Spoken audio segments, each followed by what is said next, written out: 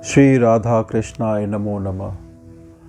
आप सबको मैं आज एक ऐसा वृत्तांत पढ़ के सुनाने जा रहा हूँ जिसकी चर्चा ब्रह्म वैवर्त पुराण में श्री कृष्ण जन्मखंड में की गई है।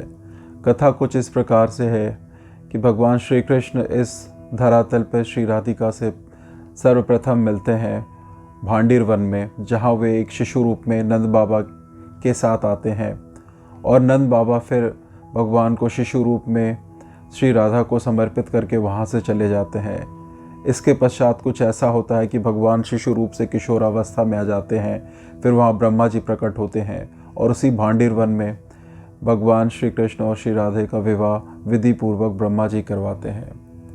तो इस व्याख्या को संवाद रूप में मैं आपको पढ़ के सुनाने जा रहा हूँ, जहाँ भगवान शिशु रूप से किशोरावस्था में आके श्री राधे से जो संवाद कहते हैं वो कुछ इस प्रकार से है। सुमुखी राधे, तुम मेरे लिए प्राणों से भी बढ़कर प्रियतमा हो। जैसी तुम हो वैसा मैं हो, निश्चय ही हम दोनों में भेद नहीं है। जैसे दूध में ध्वलता, अग्नि में दाही का शक्ति और पृथ्वी में गंध होती है, इसी प्रकार तुमसे मैं व्याप्त हूँ। जैसे कुम्हार मिट्टी के बिना घड़ा नहीं बना सकता, जैसे स्वर्णकाल स्वर्ण के बिना कदापि कुंडल नहीं तैयार कर सकता, उसी प्रकार मैं तुम्हारे बिना सृष्टि करने में समर्थ नहीं हो सकता। तुम सृष्टि की आधारभूता हो और मैं अच्युत बीज रूप हूँ। साध्वी, जैसे आभूषण शरीर की शोभा का हेतु है, उसी प्रकार तुम मेरी शोभा हो। जब मैं तुमसे अलग रहता हूँ तब लोग मुझे कृष्ण, काला का लूटा कहते हैं, और जब तुम साथ हो जाती हो तो वे ही लोग मुझे श्री कृष्ण, शोभाशाली श्री कृष्ण की संज्ञा देते हैं। तुम ही श्री हो, तुम ही संपत्ति हो और तुम ही आधार स्वरूपिणी हो। तुम सर्वशक्ति स्वरूपा हो और मैं अविनाशी सर्वरूप हूँ। जब मैं तेज स्वरूप होता हूँ तब तुम तेजो रूपिणी होती हो। जब मैं शरीर रहित होता हूँ तब तुम भी अशरीरिणी हो जाती हो।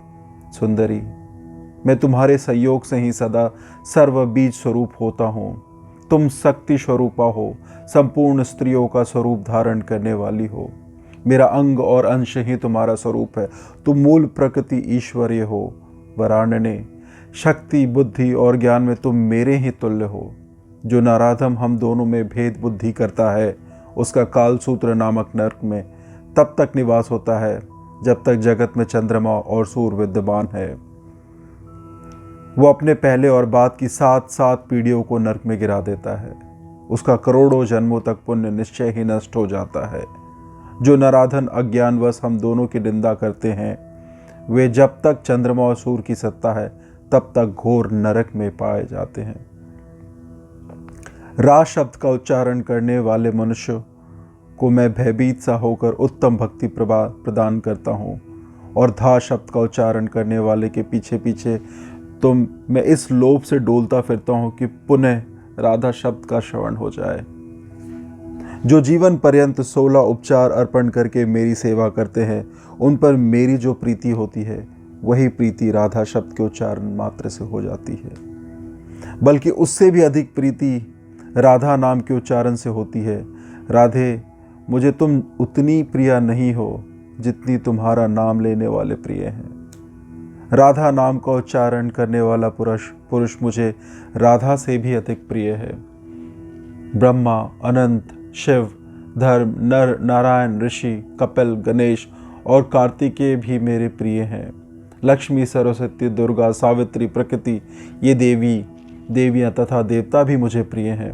तथापि वे राधा नाम का उच्चारण करने वाले प्राणियों के समान प्रिय नहीं हैं।